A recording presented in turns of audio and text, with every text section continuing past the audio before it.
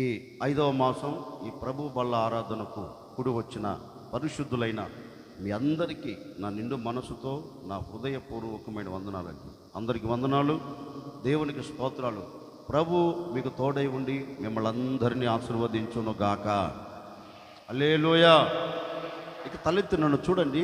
ఒక క్లుప్త వ్యాఖ్యానం చేసి ముందుకు వెళ్తాను. అందరు తలెత్తి నన్ను చూడండి.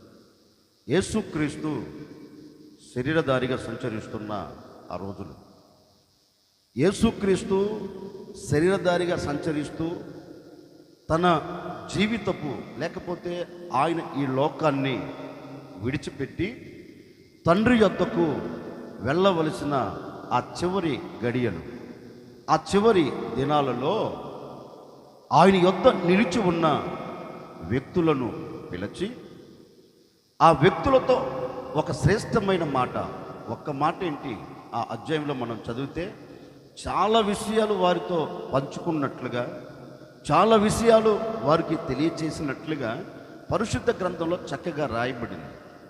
యేసయ్య వారిని పిలిచి యేసయ్య ఎదుట ఉన్న వారితో ఓ చక్కని మాట అంటున్నారు. చూడండి, నేను తండ్రి యొద్దకు వెళ్తా, నేను మిమ్మల్ని విడిచిపెట్టి నేను ఏ చోట నుంచి అయితే పంపబడ్డానో నేను మరలా ఆ చోటకి తిరిగి వెళ్తాను. వెళ్ళిన తర్వాత మీ జీవితపు మనుగడ, మీ జీవితం లేకపోతే మీ కుటుంబం ఏ దిశలో ఏ దిశగా నడిపించబడుతుంది అంటే కన్నీళ్లతోనే. మీ జీవితపు మనుగడ ఏ విధంగా కొనసాగించబడుతుంది అంటే వేదనతోనే. ఆయా సందర్భాలలో ఈ కన్నీరు మీకు కలిగినప్పుడు, ఆయా సందర్భాలలో ఈ వేదన మీ ముంగిట నిలబడినప్పుడు మీకు మీరే ఆలోచిస్తారు, నేను భక్తి చేస్తున్నాను కదా, నేను బైబిలు పరిశుద్ధ గ్రంథాన్ని చేత పట్టుకొని నేను నిత్యము దేవునితో అడుగులు వేస్తున్నాను కదా, మరి పరిశుద్ధ గ్రంథాన్ని చేత పట్టి దేవుని సన్నిధిలో నిలబడిన నాకెందుకు ఈ కన్నీరు, నాకెందుకు ఈ కష్టం, నాకెందుకు ఈ వేదన, నాకెందుకు ఈ బాధ అనే ఆలోచనలు మీ మనసులో మెదులుతాయి. మీ మనసులో మెదలటమే కాదు, మీ కంట కన్నీరు కారుతుంది. ఈ కన్నీరు కారుతున్నప్పుడు మీ చుట్టుప్రక్కల ఉన్నారే జనాలు, మీ ఇంటి ప్రక్కల ఉన్నవారు, మీ ఇంటి ఎదురుగా ఉన్నవారు, మీరు వెళుతున్న మార్గములో నిలిచి మిమ్మల్ని చూస్తున్నవారు అందరూ ఏం చేస్తారంటే మిమ్మల్ని చూచి నవ్వుతారు. వాళ్ళు ఎందుకు నవ్వుతారు? దేవుడు దేవుడు అని చర్చికి వెళ్ళింది కదా, యేసుక్రీస్తు యేసుక్రీస్తు అని యేసుక్రీస్తు వెంబడి తిరిగారు కదా, మరి తిరిగిన వీరికి ఏం కలిగింది? దుఃఖం. మీ దుఃఖాన్ని చూచి లోకం నవ్వుతుంది. మీకు కలిగిన కష్టమును చూచి లోకం సంబరాలు చేసుకుంటుంది. మీకు కలిగిన వేదనను బట్టి లోకం ఆనందకరంగా అడుగులు వేస్తుంది. వీటన్నిటిని మీరు చూచినప్పుడు మీకు మీరే ఆలోచిస్తారు. ఏ ఆలోచన? నేను భక్తి చేయటం, చెప్పండి, ఏం మాట్లాడరే, నేను భక్తి చేయటం, నేను అనే మాట పరిశుద్ధ, నేను అనే మాట ఏం కాదులే కానీ పరిశుద్ధ గ్రంథంలో చక్కని మాట కూడా రాయబడింది. ఏంటంటే అయ్యగారు దేవుడితో నడిచాడు, అయ్యగారు దేవుడితోనే ఉన్నాడు, అయ్యగారు చాలా భక్తిపరుడు, మంచి గాయకుడు. ఎంత భక్తిపరుడు అంటే దేవుని మీద అంత విశ్వాసం కలిగిన వ్యక్తి. తన చుట్టుప్రక్కల ఉన్న వారిని చూచి మనసులో మత్సరపడ్డాడట. వారికి ఇలా కలిగింది, మరి నాకెందుకు కలగట్లేదు? వారు ఈ దిశలో ఆశీర్వాదకరంగా నిలబడ్డారు, మరి నేనెందుకు శాపయుక్తంగా బ్రతుకుతున్నాను? నా కనుల ముందు ఉన్నవారు భక్తిహీనులందరూ సంతోషంతో సంబరాలు చేసుకుంటున్నారు. నేను భక్తుడిని కదా, నేను భక్తి కలిగిన మార్గంలో నడిపించబడుతున్నాను కదా, నేను నమ్మిన దేవుడు సజీవుడు కదా, నేను సజీవుడైన దేవుని ఆరాధిస్తున్నాను కదా, మరి ఆ దేవుడిని నేను ఆరాధిస్తూ ఉంటే మరి నాకెందుకు దుఃఖం, నాకెందుకు ఈ శ్రమ, నాకెందుకు ఈ బాధ, నాకెందుకు ఈ వేదన అని భక్తుడు ఏం చేశాడు చెప్పడేంటండి? యేసయ్య ఎన్ని తలంచి వారితో చెప్తున్నారు. బాబు, ఎంత భక్తులైనా కష్టం కలిగినప్పుడు, బాధ కలిగినప్పుడు వచ్చే ఆలోచన ఏంటంటే వాళ్ళు బాగున్నారు, నేను మాత్రం. చెప్పండి, ఎంత విశ్వాసైనండి. ఎదుటి వ్యక్తి ఆనందకరంగా ఉంటే, మన ఇంట్లో ఆనందం లేకపోతే అతడు ఆనందకరంగా ఉన్నాడు, నేను మాత్రం. యేసయ్య దీన్ని తలంచి యేసయ్య ఎదుట నిలిచి ఉన్న వారితో చెప్తారు, బాబు ఇదిగో నేను మిమ్మల్ని విడిచిపెట్టి వెళ్ళిన తరువాత మీకు దుఃఖము కలుగుతుంది. ఎందుకంటే నేను ఉన్నంత వరకు ఏ చెంత మీకు లేదు, నేను ఉన్నంత వరకు ఏ బాధ మీకు లేదు. 3 పూటల మీకు ముక్క పెడుతున్నా, 3 పూటల మీకు రొట్టె పెడుతున్నా, ముక్క పెడుతున్నా, రొట్టె పెడుతున్నా, కమ్మటి నిద్ర మీకు ఇస్తున్నా. అసలు చెమట కార్చకుండా నా చుట్టూ మిమ్మల్ని తిప్పుకుంటున్నాను. మీరు కష్టపడినట్లుగా, శ్రమ పడినట్లుగా ఆధారాలు లేవు కదా. నన్ను వెంబడిస్తున్నారు, నేను మీ అవసరాలు తీరుస్తున్నాను. ఇప్పుడు నేను మిమ్మల్ని విడిచిపెట్టి వెళ్ళిన తర్వాత మీకు కష్టం కలుగుతుంది. నేను మిమ్మల్ని విడిచిపెట్టి వెళ్ళిన తర్వాత మీరు కన్నీరును చూస్తారు. నేను మిమ్మల్ని విడిచిపెట్టి వెళ్ళిన తర్వాత ఇబ్బందులు ఎదుర్కొంటారు అని లోపు అక్కడ ఉన్న వ్యక్తులు దేవుని దగ్గరికి వెళ్ళి, మరి ఏంటయ్యా మమ్మల్ని విడిచి వెళ్ళిపోకుండా ఉండకపోయావా? నువ్వు ఉంటే మాకు ఏ ఇబ్బందులు లేవు, ఏ తెప్పలు లేవు, ఏ కష్టం లేదు, ఏ నష్టం లేదు, కనుక నువ్వు మాతో ఉండండి అయ్యా అని అడిగితే యేసయ్య అంటాడు, ఒరే బాబు, నా సమయం సమీపమైంది. అది తండ్రి నియమించిన నియమం, దాన్ని ఎవడు మార్చలేడు. కనుక నేను వెళతా, మీరు మాత్రం కంగారు. మరి ఏంటో ఇప్పుడే కదా చెప్పింది, లోకం మిమ్మల్ని చూసి ఏం చేస్తుంది? ఆనందపడుతుంది. మీరు ఏడుస్తారు, లోకం మిమ్మల్ని చూచి నవ్వుతుంది అని ఇప్పుడే కదా చెప్పింది. అయ్యో, లోకం మమ్మల్ని చూచి నవ్వకుండా నువ్వు మాతో ఉన్నావనుకో మాకు ఎలాంటి ఇబ్బంది ఉండదు కదా అంటే, అప్పుడు ప్రభు వారితో ఓ చక్కని వాగ్దానం చేస్తున్నారు. ఏమంటుందో తెలుసా? ఒరే బాబు, లోకం ఒకవేళ మిమ్మల్ని చూచి నవ్వినా, ఒకవేళ లోకంలో ఉన్న మీరు దుఃఖించి ప్రలాపించినా, నేను మీతో చెప్తున్నాను, మీ దుఃఖమును నేను సంతోషముగా మార్చబోతూ ఉన్నాను. ఒట్టు గట్టిగానయ్యాయి. దేవాతి దేవుడు తన ఎదుట నిలబడిన వారితో ఒక శ్రేష్టమైన వాగ్దానం చేస్తున్నారు. లోకం నవ్వచ్చు, మీరు ఏడుస్తున్న ఏడుపును చూచి నీ ప్రక్కన ఉన్నవారు నవ్వచ్చు. లోకం ఆనందపడవచ్చు, సంబరాలు పడవచ్చు. అయినా నేను మీతో చెప్తున్నాను, లోకం నవ్వు ఎంతో మట్టుకు ఉండదు. లోకం నవ్వు ఎంతకాలము నిలిచి ఉండదు. ఆ లోకం నవ్వకుండా నేనేం చేయబోతున్నా తెలుసా? మీ దుఃఖ దినాలన్నిటిని తీసివేసి నేను మీ గుడారంలో మీ దుఃఖానికి బదులు నేను సంతోషాన్ని మీ గుడారంలో నిలబెట్టబోతూ ఉన్నాను అని వారితో వాగ్దానం చేశారండి. చదువుతారన్నమాట. యోహాను సువార్త 16వ అధ్యాయం 20వ వాక్యం. ఒక్కరు మీరు ఏడ్చి ప్రలాపింతురు కానీ లోకం సంతోషపడుతుంది, మీరు దుఃఖింతురు కానీ మీ దుఃఖము సంతోషమగునని నేను నిశ్చయముగా మీతో చెబుతున్నాను. గట్టిగా కొట్టండి, గట్టిగానే కొట్టు. మీ దుఃఖమును సంతోషముగా దేవుడు మార్చబోతూ ఉన్నాడు. మీ దుఃఖ దినాలన్నిటినీ దేవుడు తీసివేయబోతూ ఉన్నారు. మీ దుఃఖము సంతోషముగా మార్చగలిగిన దేవుడు ఈ మాసంలో నీ గుడారాలు అడుగు పెట్టబోతూ ఉన్నారు. గట్టిగా చెప్పు ఒకసారి. ఏం చెప్పారు? హల్లెలూయా చెప్పారా? నేను అది చెప్పమన్నానా? సర్లే, నేను చెప్తాను వినండి. దేవాతి దేవుడు అంటున్న మాట ఏంటంటే, లోకం మిమ్మల్ని చూసి ఏమవుతుంది?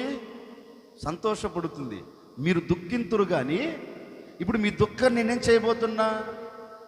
ఇప్పుడు ఒక సేవకుడికి నేను చెప్పాలనుకున్న మాట ఏంటంటే, 4 మాసాలు, ఎన్ని మాసాలు చెప్పండి, నేను దుఃఖము చూడకూడదు అనుకున్నావు. నువ్వు అనుకున్నావా లేదా? అనుకున్నావు. 4 మాసాలలో ఎక్కడ కూడా నేను కన్నీరు కార్చకూడదు అనుకున్నావు. 4 మాసాలలో ఎక్కడ నా కంట కన్నీరు కార్చకుండా నేను నా దేవుని సన్నిధిలో ధైర్యంగా బ్రతకాలి అని ఆశించావు.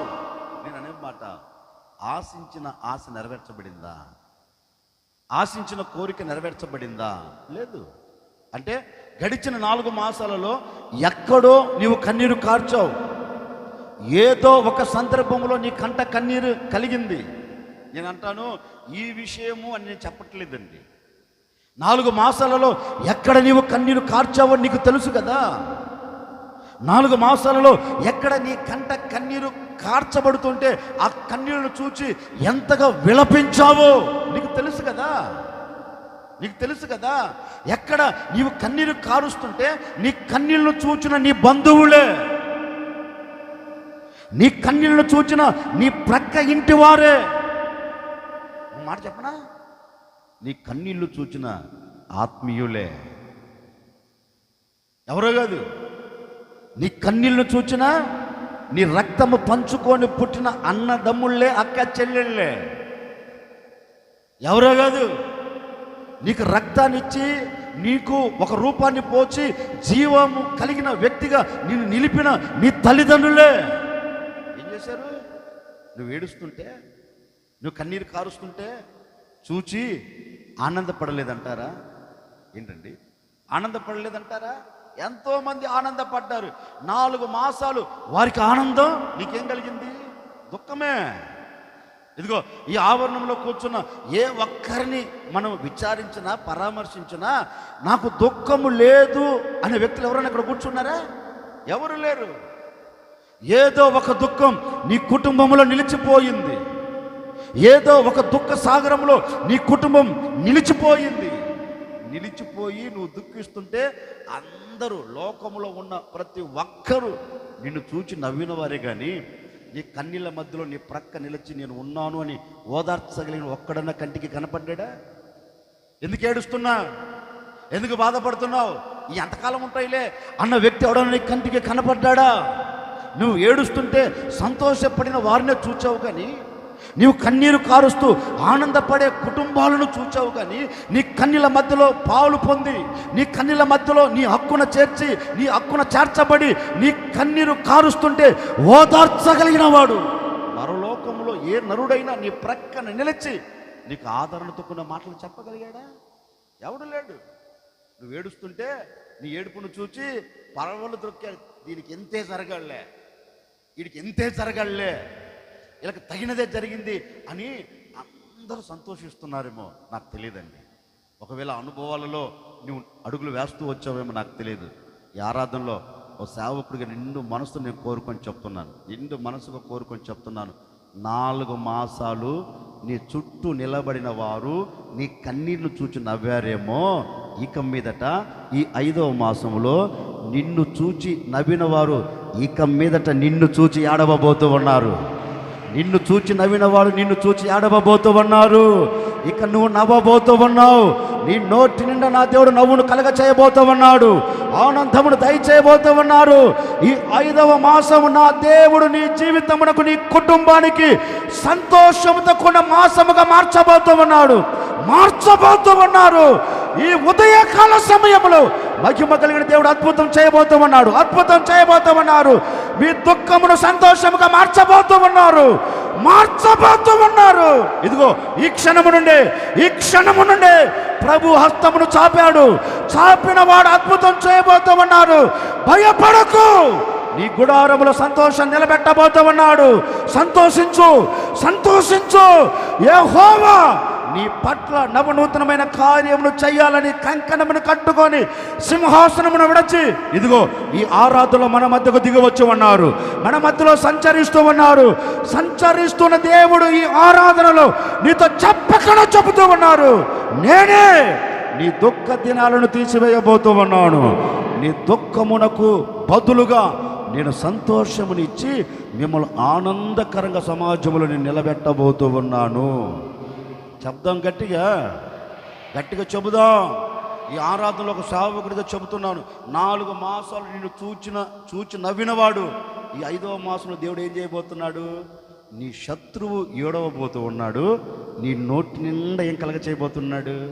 అందుకే వారితో అంటారు, బాబు కొంతకాలమే మీకు కన్నీరు, నా శిష్యులారా, నన్ను వెంబడిస్తున్న సమూహమా, కొంత మట్టుకే మీరు దుఃఖిస్తారు, కొంత మట్టుకే మీరు కన్నీరు కారుస్తారు, కొంత మట్టుకే మీరు విలపిస్తారు.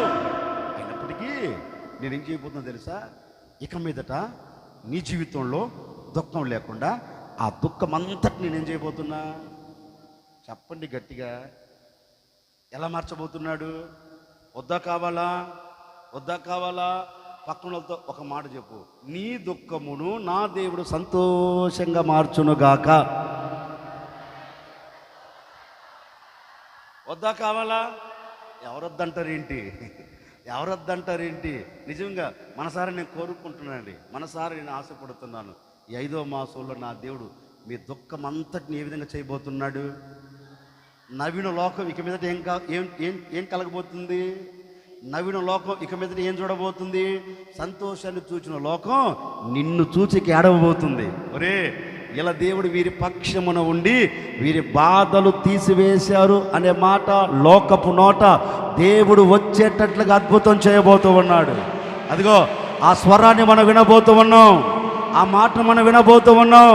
నేను ప్రకటించే దేవుడు ఆ కార్యమును జరిగించబోతూ ఉన్నారు. భయపడకు. ఈ ఆవరణములో కూర్చున్న పరిశుద్ధులారా, ఈ ఆవరణములో కూర్చొని క్రీస్తు రక్తముతో కడగబడిన సమూహమా, భయపడకు. నీ చెవులు ఒక శుభవార్తను వినబోతూ ఉన్నాయి, నీ కన్నులు ఒక కార్యమును చూడబోతూ ఉన్నాయి. అవి ఎప్పుడో కాదు, ఈ దినమే నా దేవుడు ప్రారంభించబోతూ ఉన్నారు. తప్పక ఘనమైన కార్యం నీ కుటుంబాల పట్ల నా దేవుడు చేసి ముగించబోతూ ఉన్నాడు. అందుకే ఆయన అంటున్నారు, ఇదిగో లోకం మిమ్మల్ని చూచి సంతోషపడవచ్చు, అయినప్పటికీ మీ దుఃఖం అంతటిని నేను చేయబోతున్నా సంతోషకరంగా. నేను అంటానండి, ఇప్పటి వరకు ఆ కలిగిన దుఃఖంను బట్టి నీ మనసు నలిగిపోయిందేమో. ఎవరి మనసు? గట్టిగా చెప్పు. దేనిని బట్టి? దుఃఖాన్ని బట్టి నీ మనసు నలపబడిందేమో. ఎందుకంటే పరిస్థితులు నీ విభిన్నంగా మార్చబడ్డాయి కదా. వాటన్నిటిని చూచి ఇక మారదు. ఏంటిది? ఎందుకంటే నీ ఆత్మ నలపబడింది. నీ ఆత్మ ఏమైపోయింది? క్షోభకు గురైపోయింది. నీ ఆత్మ ఏమైపోయింది? తల్లడిల్లుతుంది. ఎందుకని? ఏ కార్యం నేను చూడలేకపోతున్నాను. మాసాలు అయితే దొర్లిపోతున్నాయి, దినాలైతే దొర్లిపోతున్నాయి, రోజులు తరిగిపోతూ ఉన్నాయి, కానీ నా బ్రతుకులో మాత్రం సంతోషం మాత్రం కలగట్లా. ప్రతి నెల వస్తున్నాను వెళ్తున్నాను, ప్రతి ఆదివారం వస్తున్నాను వెళ్తున్నాను, కానీ బ్రతుకులో మార్పు లేదే.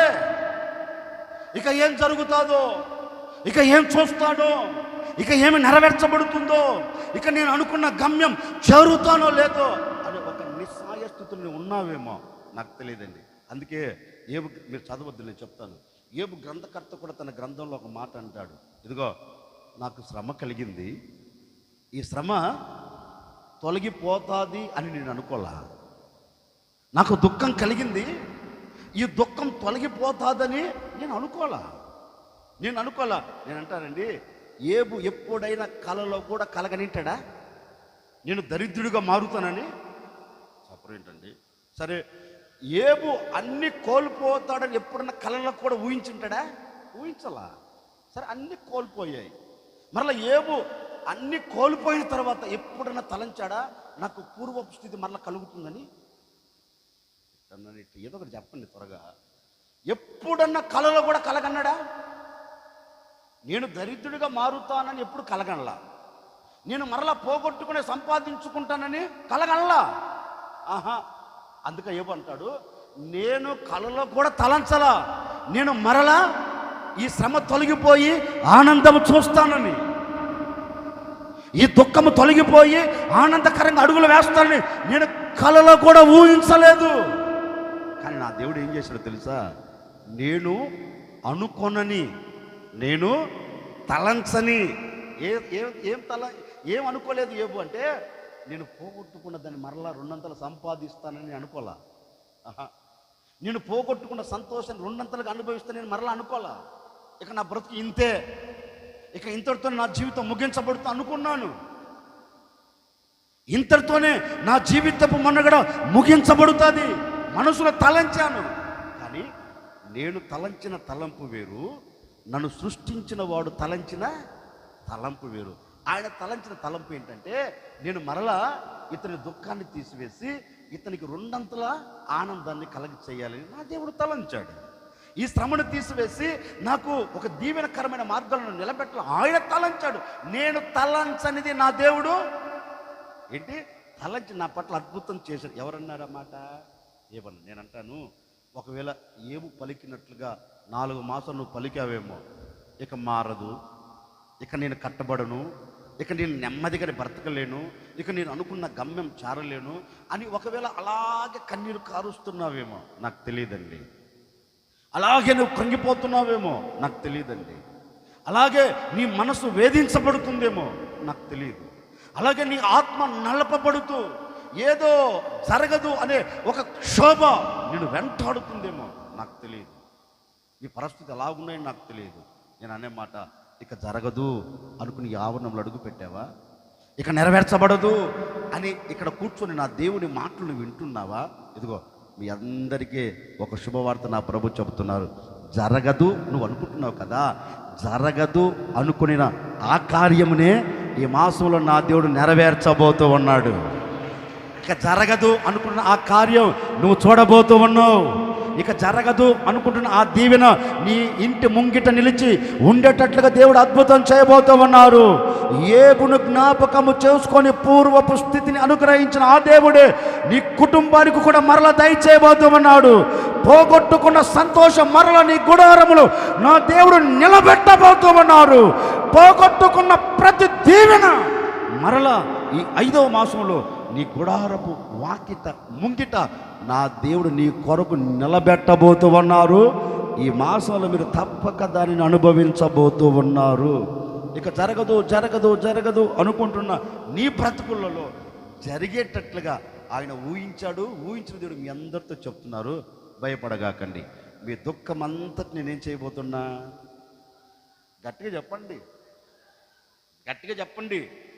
సంతోషకరముగా నేను మార్చబోతున్నాను అని ఈ 5వ మాసంలో ఆయన మనందరితో వాగ్దానం చేస్తున్నాం. ఆ రోజు వారితో ఇదిగో 2026 మే 1వ తేదీగా 1వ తేదీ చెప్పాడు. మరలా ఈ మే 3వ తేదీ మరలా మీకు జ్ఞాపకం చేస్తున్నాడు. ఇదిగో ఈ మాసంలో మీ దుఃఖమంతటిని నేను సంతోషముగా మార్చబోతూ ఉన్నాను. ఒకసారి గట్టిగా చెప్పండి, నా దుఃఖమును నా దేవుడు సంతోషకరంగా మార్చునుగాక. మీరు కోరుకున్నట్లుగా ప్రభు చేసి ముగించునుగాక. క్లుప్తంగా 1 లేక 2 మాటలు క్లుప్తంగా చెప్పి ముగిస్తాను, జాగ్రత్తగా వినండి. మొదటి మాట, దేనిని బట్టి దుఃఖం కలిగింది? మీరు తలెత్తినాడు చూడండి, వ్యాఖ్యానం చేయను, క్లుప్తంగా చెప్పి ముగిస్తాను. ఒకరోజు అందరు తలెత్తినాడు చూడండి, ఒకసారి 2 చేతులు ఎత్తి ఊపండి. ఊపమంటే హల్లెలూయా చెప్పమని. చేతులు ఊపండి. చాలా అందంగా కనపడుతుంది ఈరోజు మీరు. సరేలేండి. ఒకరోజు ఒక భక్తుడు రాజు సముఖంలో నిలిచి ఉన్నాడు. రోజు రాజు దగ్గరికి వెళ్తున్నాడు, వస్తున్నాడు. రాజు రోజు అతనిని చూస్తున్నాడు. రోజులు గతించిపోతున్నాయి, దినాలు దొర్లిపోతున్నాయి. ఒకరోజు ఉన్న పాటున రాజు ఆ భక్తుని పిలిచి, బాబు ఏంటి అదో రకంగా ఉన్నావు? ఏంటి నీ ముఖం విచారముతో నింపబడింది? ఏంటి నీ హృదయం దుఃఖములు నిలిచిపోయింది అని అడిగాడు. వెంటనే అతను చెప్పవలసిన మాట, అదేం లేదు రాజుగారండి, నాకు ఎలాంటి ఇబ్బంది లేదు, ఎలాంటి చింత లేదని చెప్పాలి. చెప్పాడా?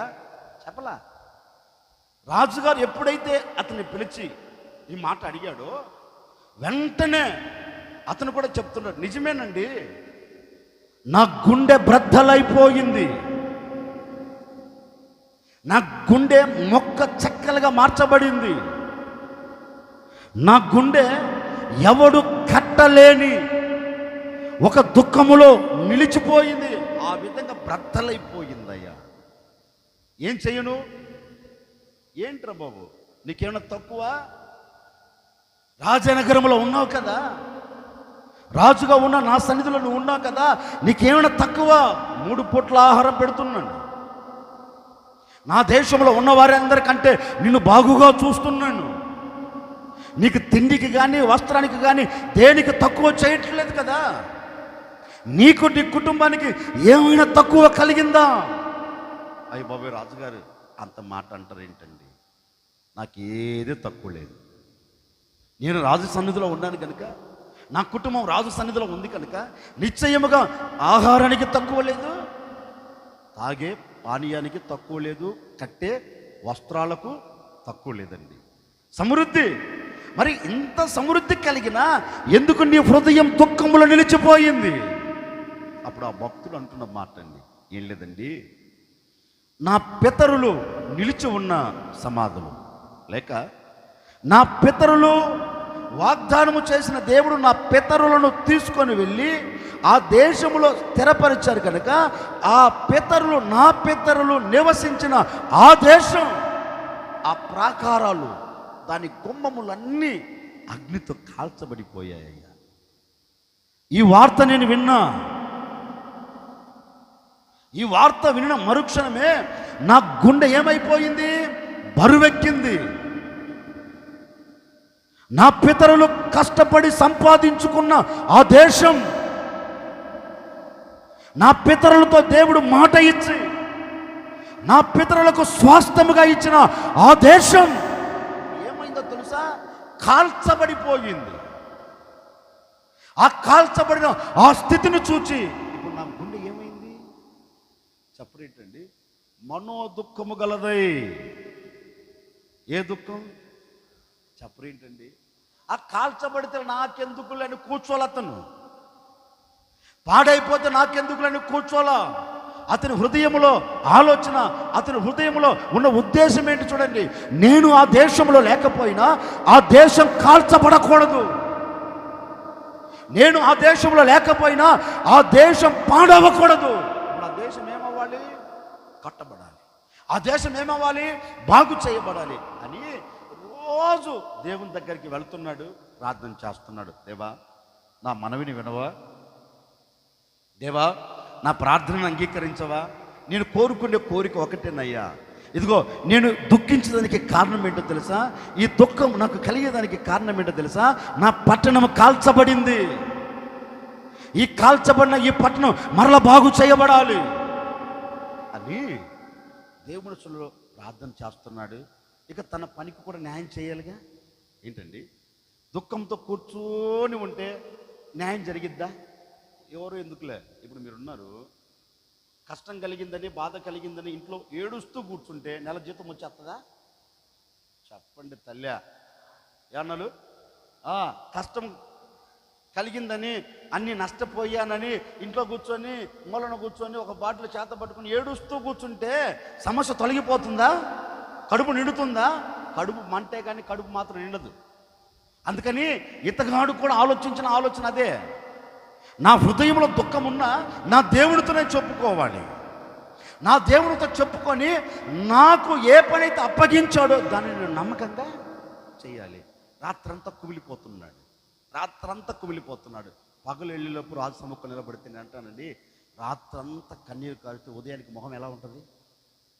ఇప్పుడు రాజు దగ్గరికి వెళ్ళేలోపు చూసేలోపు రాజు ఇతను చూడగానే మరొకసారి అంటాడు, బాబు, నిన్నటి వరకు నువ్వు బాగానే ఉన్నావు, నిన్నటి వరకు ఆనందకరంగానే ఉన్నావు, నిన్నటి వరకు సంతోషకరంగానే ఉన్నావు. ఏంటి? ఉన్న పాటున రాత్రికి రాత్రి ఏం జరిగింది? ఏం జరగలేదండి. జరగవలసిందే జరిగింది. నా హృదయానికి దుఃఖాన్ని కలగచేసేది ఒకటి జరిగింది. ఏం జరిగిందంటే నా దేశం ఏమైంది? కాల్చబడిందయ్యా. ఇప్పుడు ఆ దేశం కట్టబడినట్లుగా నేను మనోదుఖం గలవాడనై నా దేవుణ్ణి అడుగుతున్నాను, అయ్యా ఏదో ఒక విధంగా ఆ దేశం కట్టబడాలి, ఆ దేశం బాగు చేయబడాలి, గుమ్మములు నిలబెట్టబడాలి, అయ్యా కాల్చబడిన ప్రతిదీ చక్కగా కట్టబడినట్లుగా నీవు సహాయము చేయి అని నా దేవుడి సన్నిధిలో మనోదుఖము గలవాడనై నేనేం చేస్తున్నాను? చదువుతారన్నమాట. నెహెమీయా గ్రంథం 2వ అధ్యాయం 2వ వాక్యం. అమ్మా, కాగా రాజు, నీకు వ్యాధి లేదు, నీకు బాధ లేదు, నీకు కష్టం లేదు కదా, నీ ముఖం ఎందుకు వికారమైంది? నీ హృదయ దుఃఖం ఏంటంట? ఇప్పుడు మీద తలెత్తున్నాను చూడండి. నీ హృదయ దుఃఖం ఎందుకు ఈ విధంగా మార్చబడింది? నెహెమీయా, మా తలెత్తున్నాడు చూడండి, తలెత్తున్నాడు చూడండి. నెహెమీయాతో రాజు అంటున్నాడు, నెహెమీయా, ఎందుకు నీ హృదయం దుఃఖము చేత నింపబడింది? ఎందుకు నీ హృదయం గాయపరచబడింది? ఎందుకు నీ హృదయములో నుంచి కన్నీరు కార్చబడుతూ ఉంది? కారణం ఏంటి? నీకు వ్యాధి లేదే, బాధ లేదు కదా, నీకెందుకు ఈ దుఃఖం? అప్పుడు అతను అంటాడు, అయ్యా నా దేశం, నా పట్టణం కాల్చబడిందయ్యా, గుమ్మములు పడగొట్టబడ్డాయ్యా, దాన్ని తలంచుచు నేను కన్నీరు కారుస్తున్నాను అని రాజుతో చెప్తే, ఇప్పుడు రాజు అంటాడు, ఒరే బాబు పిచ్చోడా, ఎందుకు నువ్వు కంగారు పడుతున్నావు? ఎందుకు? ఏం లేదయ్యా, నా దేశం మరలా నేను కట్టుకోవాలి. ఒరే బాబు, అంత పెద్ద సమస్య నువ్వు కంగారు పడగాకు. ఇదిగో, నీ దేశం కట్టబడడానికి ఏది అవసరం? ఏం అవసరం? నీ దేశం కట్టబడినట్లుగా నేను నీకు ఆజ్ఞ ఇస్తాను. నువ్వు వెళ్ళి నీ దేశాన్ని కట్టుకొని, నీ దేశాన్ని బాగు చేసుకొని మరలా తిరిగిరా. దాన్ని చూచి ఎందుకు బాధపడుతున్నావు? దాన్ని చూచి ఎందుకు ముఖం వికారం చేసుకున్నావు? దాన్ని చూచి ఎందుకు నీవు కృంగిపోవలసిన అవసరం ఏంటి? ఎందుకు ఏడుస్తున్నావు అని అడిగితే, ఏం లేదయ్యా, అది కట్టబడుతుందో లేదో నీకెందుకు రకంగారు, వెళ్ళు, నీకు కావలసిన వసతులన్నిటి నేను ఇప్పుడు నేనంటానండి, హృదయంలో దుఃఖము పెట్టుకొని రాజు దగ్గర నిలబడితే రాజు ఒక సంతోషకరమైన మాట చెప్తే ఏడుస్తాడా? అప్పుడేంటండి, ఇప్పుడు అతని నోట వచ్చే మాట ఏంటో తెలుసా? ఇదిగో, నేను దుఃఖముఖుడనై, నేను హృదయ విచారముతో, నేను హృదయంలో కలుగుతున్న బాధను బట్టి, నా పగిలిపోయిన నా గుండెను బట్టి నేను నా దేవుని పాదాలు పట్టుకొని మొరపెట్టాను. ఇదిగో, నా దేవుడు నా మొరను విని ఆయన కరుణ కలిగిన హస్తం నాకు తోడుగా పంపాడు. కోట గట్టిగా నెహెమీయా చెప్తున్నాడు, ఇదిగో నా కన్నీళ్లు తుడిచివేసేదానికి, నా కష్టమును తీసివేసేదానికి, పగిలిపోయిన నా గుండెను మరలా బాగు చేసేదానికి, బ్రద్దలైపోయిన నా గుండెను మరలా సమాధానముతో నింపేదానికి నా దేవుని కరుణ కలిగిన హస్తం నాకు ఎలా వచ్చింది?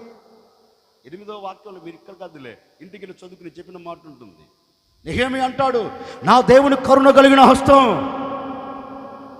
నా దేవుని కృప నన్ను విడిచిపెట్టకుండా, నాకు దూరం కాకుండా, బ్రద్దలైపోయిన నా దగ్గరికి ఆయన దిగవచ్చి, హృదయంలో వేదన కలుగుతున్న నా యొద్దకు ఆయన దిగవచ్చి, ఇప్పుడు ఆయన నాతో చెప్పిన మాట ఏంటంటే, నువ్వెందుకు కంగారు పడతావు, నువ్వెందుకు కృంగిపోతావు? ఇదిగో, నా కరుణ కలిగిన హస్తం నీకు తోడుగా పంపబోతూ ఉన్నాను. ఇక నీ హృదయంలో దుఃఖము లేకుండా నేను చేయబోతూ ఉన్నాను. దుఃఖ దినాలు నీ ముంగిట లేకుండా నేను చేయబోతూ ఉన్నాను. ఏది కట్టాలని తలంచావో, ఏది బాగు చేయాలని తలంచావో, నిశ్చయముగా అది కట్టబడినట్లుగా నేను నీకు నా హస్తమును ఎలా ఉంచుతాను? తోడుగా. వెళ్ళాడు. ఎలా వెళ్ళాడు? దుఃఖంతో వెళ్ళాడా? చెప్పరేంటండి. ఎలా వెళ్ళాడు? బాధతో వెళ్ళాడా? ఎలా వెళ్ళారు? ఏం మాట్లాడరా? ఎలా వెళ్ళాడు? ఇప్పుడు సంతోషకరంగా, ఆనందకరంగా అడుగులు వేస్తూ ఇప్పుడు బయలుదేరి వెళుతున్నాడు. ఒకవేళ నెహెమీయాని అడిగాము అనుకో, ఏం నెహెమీయా, ఉదయం వరకు ఏడ్చావుగా, ఉదయం వరకు బ్రద్దలైపోయిన హృదయముతో ఎక్కిళ్ళు పెట్టి కన్నీరు కారుస్తూనే ఉన్నావు కదా, నీ కంట ఏమైనా కన్నీరు నిలిచిపోయిందా? లేదండి, నిలిచిపోలా. మరి ఇప్పుడేంటి, ఉన్నపోటు కన్నీరు ఆగిపోయి హృదయం నిండా సంతోషంతో నింపబడిన వాడవై ఎక్కడికి వెళ్తున్నావు? అది ఏం లేదండి, వాస్తవమే. హృదయం పగిలినది వాస్తవమే. హృదయం బ్రద్దలైపోయింది వాస్తవమే. నేను దుఃఖము గలవాడనై నిలిచి ఉన్న సంగతి వాస్తవమే. కానీ నా హృదయాన్ని ఎవరు చూశారు? చెప్పరేంటండి? నా దేవుడు చూచాడు. చూచిన ఆ దేవుడు చెప్తున్నారు, ఇదిగో నువ్వు దేని నిమిత్తమైతే ఏడుస్తున్నావో, కాల్చబడినది అని తలంచి ఏడుస్తున్నావు కదా, దానిని బట్టి ఇక మీదట నువ్వు ఏడకుండా నేను నీ కన్నీటిని మొత్తం తుడిచివేయబోతూ ఉన్నాను అని నా దేవుడు నాతో చెప్పిన దేవుడు ఏమైనా నాతో రాకుండా ఉన్నాడా? కాదు. చెప్పిన దేవుడు తన హస్తమును ఏం చేశాడు? నాకు తోడుగా పంపాడు.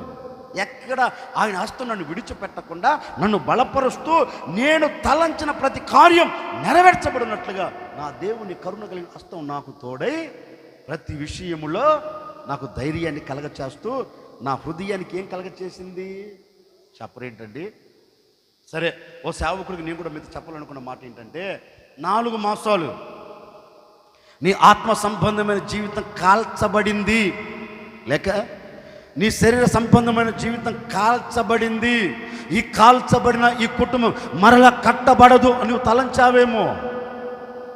కాల్చబడిన నీకు కలిగినవి ఒకవేళ ఇవి కాల్చబడినవి మరలా బాగు చేయబడవని తలంచుచూ వచ్చావేమో. నాకు తెలియదండి. ఒకవేళ ఆ స్థితిలో నువ్వు ఉన్నావేమో. కరుణ కలిగిన దేవుడు ఈరోజు మీ అందరితో చెప్తున్నాడు, మీరు భయపడగాకండి.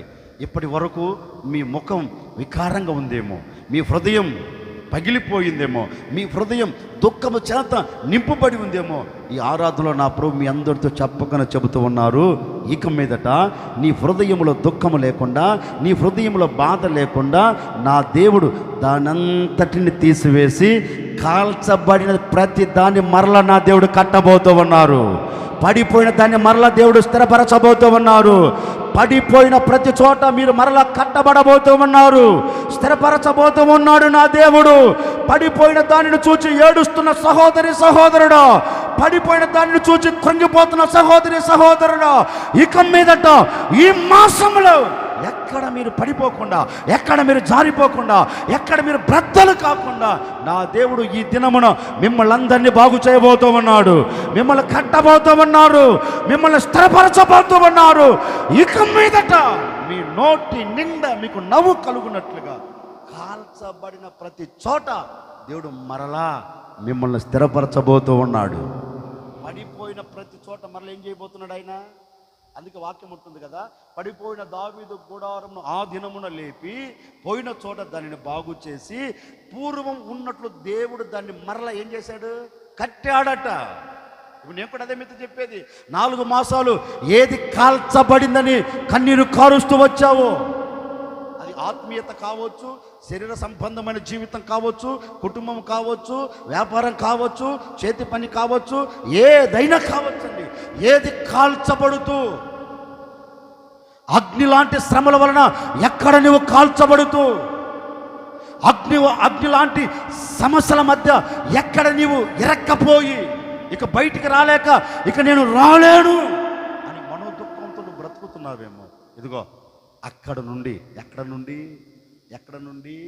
అగ్ని లాంటి శ్రమల మధ్యలో నుండి, ఎక్కడ నుండి అగ్ని లాంటి సమస్యల మధ్యలో నుండి నా దేవుని కరుణ కలిగిన హస్తం ఆ చోటకు వచ్చి ఆ చోట నుంచి నా దేవుడు మిమ్మల్ని బయటికి తీసుకొని రాబోతూ ఉన్నాడు. కోట గట్టిగా ఆ చోట నుంచి నా దేవుడు మిమ్మల్ని బయటికి తీసుకొని రాబోతూ ఉన్నారు. ఎక్కడ పడిపోయావో ఆ చోట నా దేవుడు మిమ్మల్ని లేపి నీపి మీ నోటిన ఏం కలగ చేయబోతున్నాడు. ఓ మాట చెప్పనా? ఒకరోజు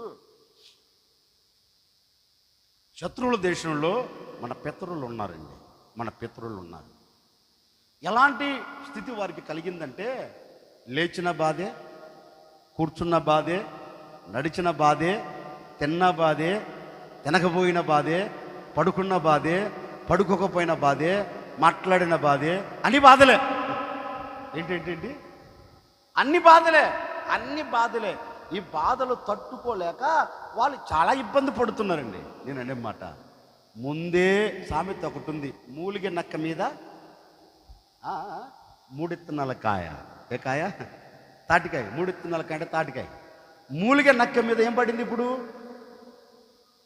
చెప్పండి మీ భాషలోనా? ఓకే, మూలిగే నక్క మీద తాటికాయ పడ్డట్లుగా అప్పటికే శ్రమల మధ్యలో నలపబడుతున్నారు, బాధల మధ్యలో ఇరక్కపోయారు. దీనికి తోడు ఇంకొక శ్రమ కలిగింది. ఏ శ్రమ అది అంటే మరణం. ఒరే బాబు, ముందే ములుగుతున్నాం, ఎలా విడుదల పొందాలి, ఎలా తప్పించబడాలి, ఎలా క్షేమకరమైన చోట నిలబడి ముందే మూలుగుతున్నాం. ఈ మూలుగుల్లో మరొక బాధ ఎదురైందండి. ఏం బాధ తెలుసా? 127 సంస్థానాలన్నిట్లో ఏ ఒక్క యూదుడు బ్రతకకూడదు అని ఒక ఆజ్ఞ జారీ చేశారు. ఎక్కడ 127 సంస్థానాలన్నిట్లో ఒక ఆజ్ఞ జారీ అయింది. ఇప్పుడు నేను అంటానండి, ముందే బాధల మధ్యలో ఉన్నారు, ముందే కష్టంలో ఉన్నారు. ఈ కష్టానికి తోడు సరే వాళ్ళు అనుకున్న ఆలోచన ఏంటంటే ఈ శ్రమ కలిగిన బ్రతికి ఉంటే సార్లే అన్నట్లుగా వారు బ్రతుకుతున్నారు. ఇప్పుడు ఊపిరే పోతుందంటే ఇంకెలా ఉంటుంది? ప్రాణమే తీసేస్తారంటే ఇంకెలా ఉంటుంది? ఒకసారి ఆలోచించండి. గుండె బరువెక్కింది, వాళ్ళకి గుండె బ్రద్దలైపోయింది, ఆల్రెడీ గుండె ముక్క చెక్కలైపోయింది. ఆ ముక్క చెక్కలైపోయిన ఆ గుండె ఇప్పుడు ఏమైపోయింది? కైమ అయిపోయింది. తెలుసా కైమ అంటే? మీకు తెలియని కైమలమ్మా, కైమైపోయింది. ముక్కలుగా ఉన్న గుండె ఇప్పుడు ఏమైంది? కైమగా మార్చబడింది, కైమగా మార్చబడింది. ఇక ఎక్కడండి వాళ్ళకి ఊపిరి ఎక్కడిది? ఇక అన్ని తలంచలేక, అన్ని బాధపడలేక వారి హృదయం ఏమైందట? దుఃఖానికి కారణమైపోయింది. దేనికి దేనికి అంటే ఇక ఈ శ్రమల మధ్యలో నుంచి మేము బయటికి రాలేం, రాకపోగా మేము ఇక చావుకే సిద్ధపడిపోయాం అని అందరండి 127 సంస్థానాలన్నిట్లో ఉన్న యూదులందరికీ ఏం కలిగిందంట? వాక్యం అంటుంది 127 సంస్థానాల్లో ఉన్న యూదులందరికీ ఒక్కరోజు దుఃఖం కలిగిందంట. ఒకే రోజు. ఇప్పుడు అందరూ ఒక్క చోట చేరి ఒకే రోజు, ఒకే సమయం, ఒకే నిమిషమున మోకరించి ఎలుగెత్తి ఏడుస్తున్నారు. దేవా, ఓ దేవా, మాకు ఎందుకు ఈ శ్రమ కలిగిందో, మాకు ఎందుకు ఈ బాధ కలిగిందో, మాకు ఎందుకు ఈ ఇబ్బందులు కలిగాయో మాకు తెలియదయ్యా. ఏది ఏమైనప్పటికీ మా హృదయము దుఃఖముతో నిలిచిపోయింది, దుఃఖ సాగరములో మేము నిలిచిపోయాం. ఇదిగో మా దుఃఖాన్ని చూస్తున్నావు కదా, మాకు కలిగిన వేదనను చూస్తున్నావు కదా, మరి నువ్వు తప్ప మాకెవరున్నారయ్యా అని యూదులందరూ ఒకే రోజండి మోకరించి కన్నీరు కార్చుతూ ప్రార్థన చేస్తున్నారు. ప్రార్థన చేస్తుంటే నేను మొత్తం ఆ స్టోరీ చెప్పట్లేదు లేండి. ప్రార్థన దుఃఖం. ఏ దుఃఖం? గట్టిగా చెప్పండి. యూదులందరికీ ఏం కలిగింది? అక్కడ రాయబడిన మాట అదే. యూదులందరికీ ఏం కలిగింది? ఒక్కరోజే దుఃఖం కలిగింది. ఆ దుఃఖాన్ని చేత పట్టుకొని దేవుని దగ్గరకు వచ్చి ఒకటి అడుగుతున్నారు, ఈ దుఃఖం తొలగిపోవాలి, ఈ దుఃఖములో నేను మా ప్రజలు నిలిచి ఉండకూడదు.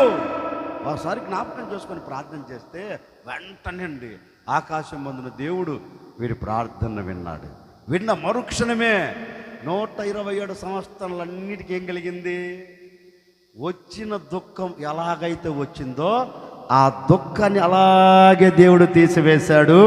వారి నోటి నిండా ఆనందాన్ని కలగచేశాడు దేవుడు. ఎవరి నోటి నిండా? ఎవరి నోటి నిండా? బ్రద్దలైపోయిన హృదయం, బ్రద్దలైపోయి దుఃఖిస్తున్న వారికి ఇప్పుడు దేవుడు ఏం కలగచేశాడు? నాకు వచ్చిన ఒక మాట, నాకు ఇచ్చిన ఒక ఆలోచన ఏంటండి, ఏ రోజైనా ఆమెను అనుకున్నాడా నేను ఉరికో ఎక్కుతానని? చెప్పరేంటండి, అనుకున్నాడా? నేను అంటాను, ఊరేగింపులో ఉన్నవాడు ఉరికొయ్య ఎక్కుతాడని ఏ రోజైనా అనుకున్నాడా? సరే, ఉరికొయ్య మీద ఉన్నవాడు ఊరేగింపులోనికి వస్తాడని ఏ రోజైనా కలగన్నాడా? అంత సీరియస్ చూస్తున్నారు, అర్థం కాలేదు నేను చెప్పింది. ఊరేగింపులో ఉండవలసిన వాడు ఇప్పుడు ఎక్కడున్నాడు? ఎప్పుడన్నా కలగన్నాడా? చెప్పరేంటండి. సరే, ఉరికొయ్య మీదకి సిద్ధమై ఉరికొయ్య మీద వ్రేలాడవలసిన వాడు ఊరేగింపులోకి వస్తాడు ఎప్పుడన్నా కలగన్నాడా? ఏంటండి, మొర్దెకై అనుకున్నాడు ఇక నా జీవితం ముగింపు. ఆమాను అనుకున్నాడు ఇక నాకు ఘనతే. చూడండి, దేవుడు మొత్తం కథ మొత్తం తిరగరాశాడు. ఏం రాశాడు? రే ఆమాను, నా ప్రజల గుండెలలో బాధను కలగచేసి నువ్వు ఎలా ప్రశాంతంగా ఉంటావురా? నా ప్రజలకు దుఃఖాన్ని కలగచేసి ఎలాగూ సంతోషకరంగా నీ గుడారంలో నిలిచి ఉంటావు? నా ప్రజలు ఒక పక్క దుఃఖానికి కారణమై నువ్వు ఎలాగూ ఊరిలో ఊరేగింపులో ఎలా ఆనందపడతావు అని దేవుడు ఏం చేశాడు? స్టోరీని తిరగరాశాడు, కథను తిరగరాశాడు. మొత్తం తిరగరాస్తే ఇప్పుడు ఊరేగింపులో ఉన్నవాడు ఇప్పుడు ఉరికొయ్య దగ్గరకు వస్తున్నాడు, ఉరికొయ్య దగ్గర ఉన్నవాడు ఇప్పుడు ఊరేగింపులోనికి వస్తున్నాడు. ఇదిగో నేను ప్రకటించే యేసుక్రీస్తు ఎవరో తెలుసా? నేను ఆరాధించే దేవుడు ఎవరో తెలుసా? అప్పటికి అప్పుడే నీ జీవితాన్ని నవనూతనముగా మార్చివేయగలిగిన దేవుడు, నీ కుటుంబంలో ఒక అద్భుతాన్ని సృష్టించగలిగిన వాడు. ఇక జరగదనుకుంటున్నావే, దానిని అక్షరాలుగా జరిగేటట్లుగా చేయుటకు శక్తి కలిగిన దేవుడు ప్రపంచంలో ఒకే ఒక్కడు, ఆయన పేరు నజరేయుడైన యేసు. సవాలుగా ప్రకటిస్తూ ఉన్నాను, సవాలుగా మీతో చెబుతూ ఉన్నాను.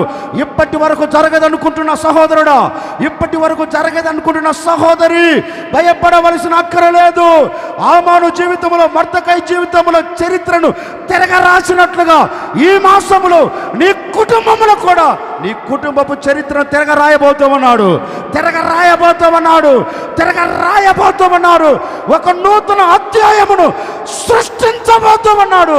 ఈ దినమే దేవుడు ప్రారంభించబోతామన్నాడు, ప్రారంభించబోతామన్నారు, ప్రారంభించబోతామన్నారు.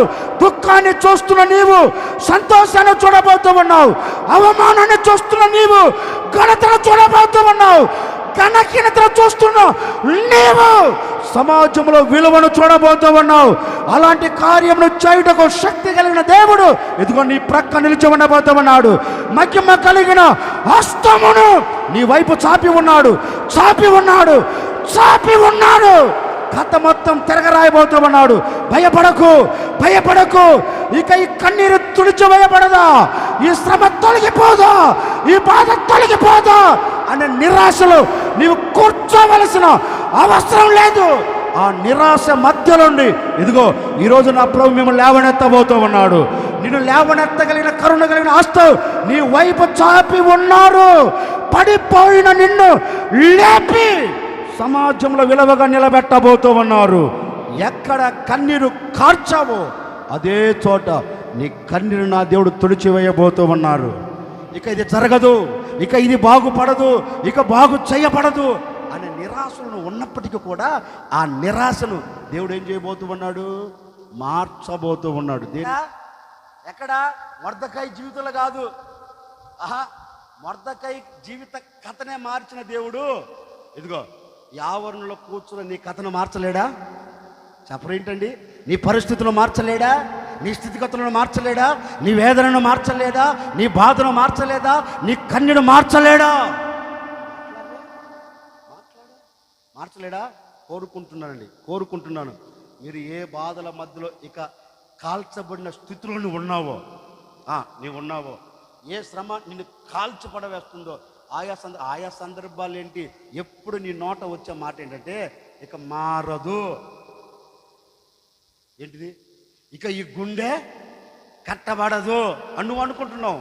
వాక్యం ఉంటుంది, గుండె చెదరిన వాడిని ఏం చేస్తాడు ఆయన? గుండె చెదరిన వారిని బాగు చేయువాడని వారి గాయములని కట్టుచున్న, వారి గాయములని కట్టుచున్న వాడని దేవునికి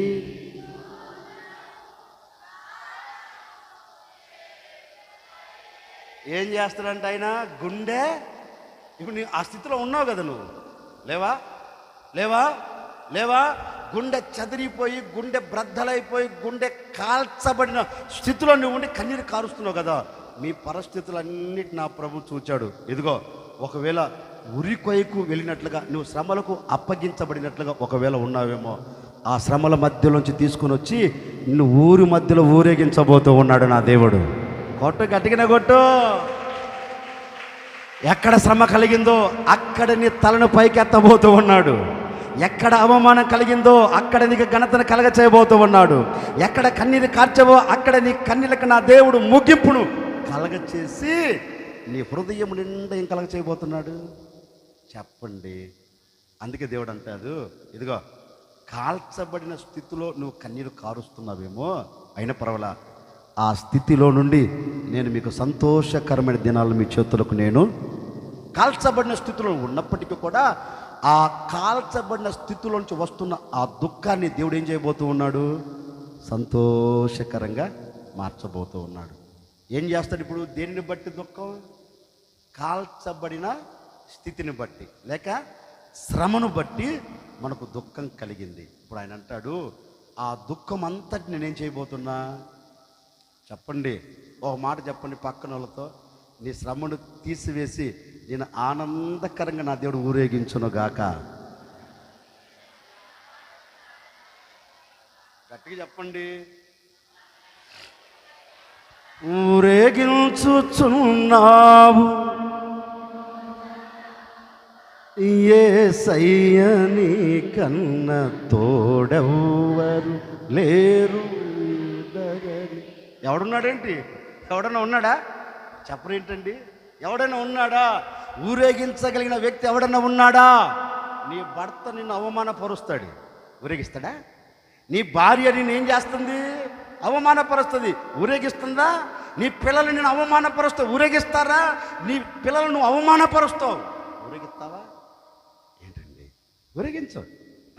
నేనంటాను, నరలోకంలో ఏ నరుడు ఏ నరుని ఊరేగించలేడు. నేను అనే మాట ఏంటి తెలుసా? ఈ నరలోకంలో కాదు, ఈ నరలోకంలో కాదు, ఆకాశం మందైనను భూమి మీదను భూమి క్రిందైనను ఎవడు లేడు. ఒకవేళ విజయోత్సవాలతో నీ శ్రమను తీసివేసి నీ అవమానాన్ని తీసివేసి నేను ఆనందకరంగా ఊరేగించాలంటే ప్రపంచంలో ఒకే ఒక్కడు, ఎవరైనా నేను ప్రకటిస్తున్న నజరేయుడైన యేసు. ఆ యేసు మీతో చెప్పకనే చెబుతున్నాను, ఈ మాసములు నేను మిమ్మల్ని ఊరేగించబోతూ ఉన్నాను. ఈ మాసంలో నేను మీకు ఆనందాన్ని కలగ చేయబోతూ ఉన్నాను. ఈ మాసంలో మీ దుఃఖాన్ని తీసివేయబోతూ ఉన్నాను. ఈ మాసంలో కాల్చబడిన స్థితిలోంచి నేను మిమ్మల్ని బయటికి తీసుకుని రాబోతూ ఉన్నాను. నా దేవుడు తప్పక మిమ్మల్ని తీసుకొని వచ్చును గాక. ఒకటి, దేనిని బట్టి దుఃఖం? కాల్చబడిన లేక శ్రమను బట్టి దుఃఖం. ఆ దుఃఖాన్ని ఇప్పుడు ఏం చేస్తాడు ఆయన? సంతోషకరంగా మారుస్తాడు. గట్టిగా ఒకసారి సపోర్ట్లు పట్టండి, గట్టిగోడు. ఒకరోజు మన పితరుడు ఎవరైనా ఇసాకా, యాకోబా, మోషే, ఎవరు? అన్ని పేర్లు చెప్పి ఈ పేరు చెప్పి నీకెందుకు గుర్తురాదులే కదా. మన పితరుడు ఎవరు? విశ్వాస వీరుడు.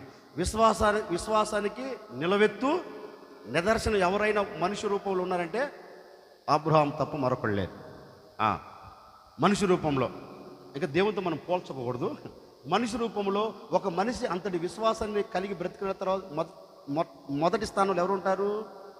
అబ్రహాం ఉంటాడు. అందుకే విశ్వాసులకు తండ్రి అని పిలువబడ్డాడు. సరేలేండి, ఆ విశ్వాస వీరుడు ఒకరోజు దుఃఖంలోనికి వెళ్ళాడండి. నేను అంటాను, విశ్వాస వీరుడు ఏంటి దుఃఖానికి కార్చటం ఏంటి? విశ్వాస వీరుడు ఏంటి దుఃఖ సాగరంలో మునిగిపోవటం ఏంటి? నేను అంటానండి, ఎంతటి విశ్వాస వీరుడైనా ఏదో ఒక పరిస్థితి ఏం కలగాలి? నేను అంటాను, యేసుక్రీస్తుకి దేవాతి దేవునికి ఏం కలిగింది? యేసుక్రీస్తు ఆయన ఎవరు? మనిషి కాదు కదా. ఎవరైనా దేవుడు అనబడుతున్నవాడు కాదు. ఎవరైనా దైవములు అనబడిన వారికి సైతం అనబడిన అంటే క్వశ్చన్ మార్క్ పడిందాడ. ఆయన ఎవరైనా సృష్టికి ఆధారం. ఆయన లేకపోతే సృష్టే లేదు. ఆయన లేనిదే భూమి మీద ఏది కలగల. మరి అంతటి దేవాతి దేవుడు, మహనీయతల పరిశుద్ధత కలిగిన దేవుడు, నేను అంటానండి, ఏడవలసిన అవసరం ఏంటి? ఆయనకి కన్నీరు కార్చవలసిన అవసరం ఏంటి? నేనంటాను, ఎవరికైనా ఏదో ఒక పరంగా ఏం కలుగుతుంది? దుఃఖం కలగాల్సిందే, దుఃఖం రావాల్సిందే. ఏదో ఒక పరిస్థితి మనిషిని వెంటాడుతూ ఆ కన్నీళ్ళ మధ్యలో ఆ వ్యక్తి నిలబడాల్సిందే. ఈ అబ్రహాము విశ్వాస వీరుడైనప్పటికీ కూడా ఇతనికి ఒక వేదన. ఒకరోజు తిన్నగా ఒక చోట కూర్చొని ఏడుస్తున్నాడు. ఎందుకు ఏడుస్తున్నారు అంటే పిల్లలను బట్టి. ఎవరిని బట్టి? ఇప్పుడు దేని వలన ఏడుపు? కష్టపెట్టు వారిని బట్టి ఏడుపు. దేన్ని బట్టి ఏడుపు? కాల్చబడిన లేక శ్రమను బట్టి ఏడుపు. ఇప్పుడు దేనిని బట్టి ఏడుపు అంటే దుఃఖం? పిల్లలను బట్టి. అబ్రహాము చేసింది ఒక చిన్న ప్రార్థన అని చెప్పలేను, కానీ ఓ చోట కూర్చొని ఏడుస్తున్నాడు. ఎందుకు ఏడుస్తున్నారు అంటే ఇస్మాయిలును బట్టి. ఎందుకు ఇస్మాయిల్ని బట్టి ఏడుస్తున్నారంటే ఇంట్లో నుంచి పంపించమన్నారు. ఆ వృద్ధాప్యములో. ఇప్పుడు అబ్రహాం ముసలోడా కుర్రోడా? మీరు చూశారేంటి? అబ్రహాం ముసలోడు. నేనంటానండి ఆ ముసలోడు ఇప్పుడు ఒక చోట కూర్చొని నెత్తి మీద గుడ్డేసుకొని ఎక్కుళ్ళు పెట్టి ఏడుస్తున్నారు. అబ్రహాం ఎందుకు ఏడుస్తున్నావయ్యా? ఎందుకు బాధపడుతున్నావు? ఏం లేదండి, ఒక్కగాను ఒక కొడుకు. ఒక్కగాను ఒక కొడుకు. వీడు ఇంటిని విడిచి బయటికి వెళితే పాడవుతాడని ఒక భయం. ఒక్కగాను ఒక కొడుకు. ఏది లేక లేక పుట్టాడు. మరి ఇతన్ని గారాబం చేసి నేను పెంచుకుంటున్నాను. ఈ ఒక్కగాను ఒక్క కొడుకును ఇంట్లో నుంచి తరిమి వేయమన్నారు.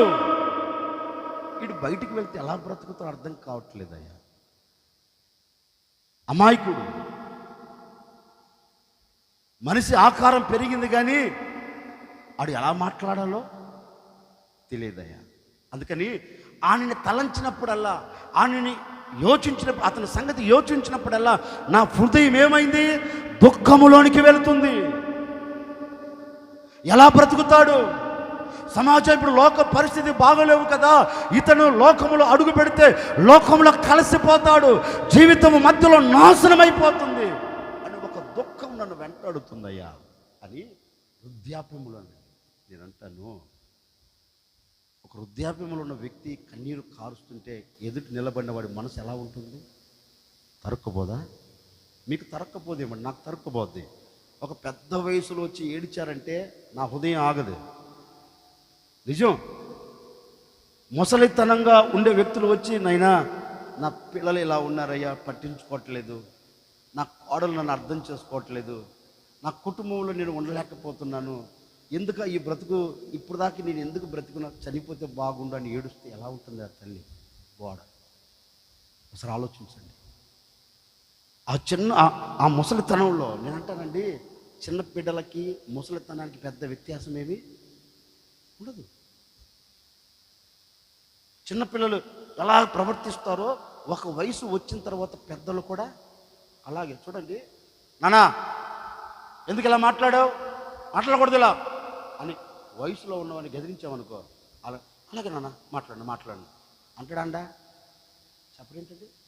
ఒక వయసు వచ్చిన తర్వాత పిల్లల మనస్తత్వం అందుకే, నాన్న వీళ్ళ మాట్లాడే పద్ధతి లేదు, అలా మాట్లాడకూడదంటే, నేను పెద్దోండా మాట్లాడుతా అంటాడా? చిన్నపిల్ల మనసు అలాగే నాన్న మాట్లాడండి ఇక మీద మాట్లాడండి.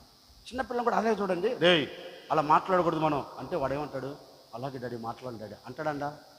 నేనంటాను, ఈ చిన్నతనంలో ఉన్న బిడ్డలకి పెద్ద వయసు వచ్చిన వాళ్ళకు పెద్ద వ్యత్యాసం ఏముండదు. చిన్న పిల్లల మనస్తత్వం.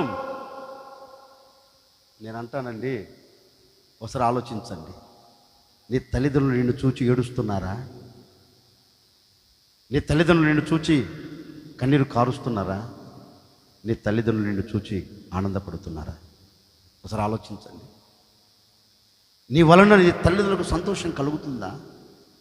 నీ వలన నీ తల్లిదండ్రులు ఆనందపడుతున్నారా?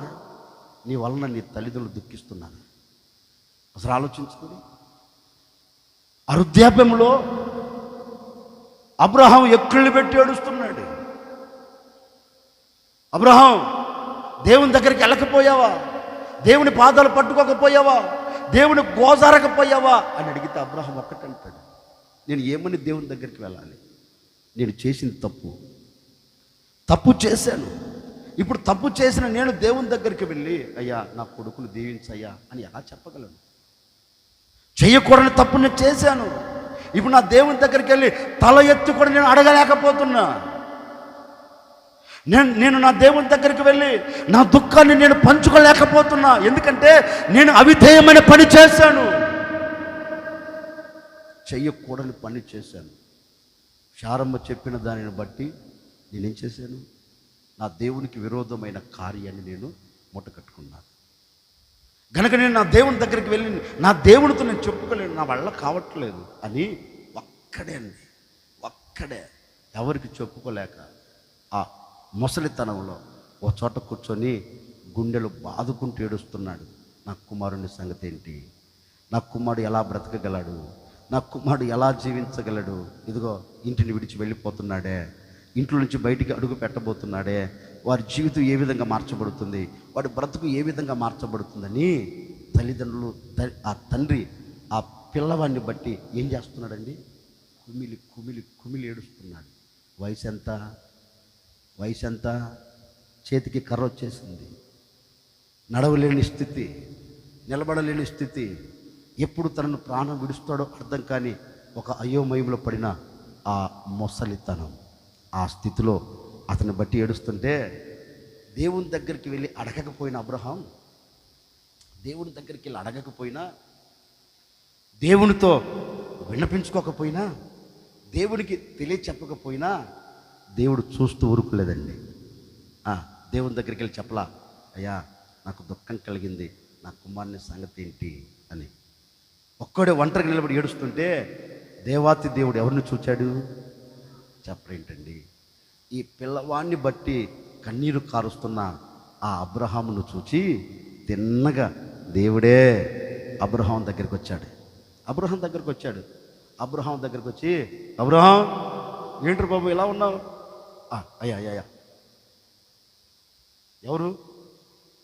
కన్నీరు తుడిచేసుకొని అయ్యా ఏం లేదయ్యా బాగున్నా చెప్పయ్యా అంటే, రే అబ్రహాం, నువ్వు పైకి కన్నీరు తుడుచుకున్నా, నువ్వు పైకి ఆనందంగా కనపడుతున్నా, నీ హృదయంలో దుఃఖం నాకు తెలుసురా. నీ హృదయంలో ఉన్న వేదన నాకు తెలుసు. నీ హృదయంలో ఉన్న ఆ కన్నీటిని నేను చూచా. నీవు ఎంత క్షోభ అనుభవిస్తున్నావో ఆ ఇస్మాయిల్ కొరకే కదా నువ్వు కన్నీరు కార్చేది, ఆ ఇస్మాయిల్ కొరకే కదా నువ్వు వేధించబడేది, ఆ ఇస్మాయిల్ కొరకే కదా నువ్వు దుఃఖించేది. అన్నయ్య ఆడి కొరకే.